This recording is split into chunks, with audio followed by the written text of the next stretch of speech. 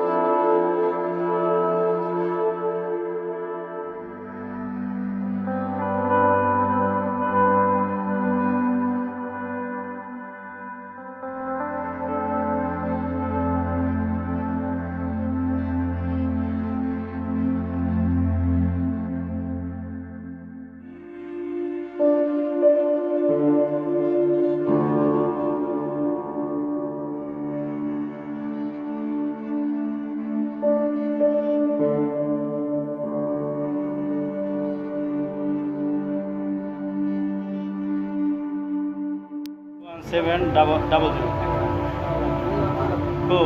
দাঁড়ান।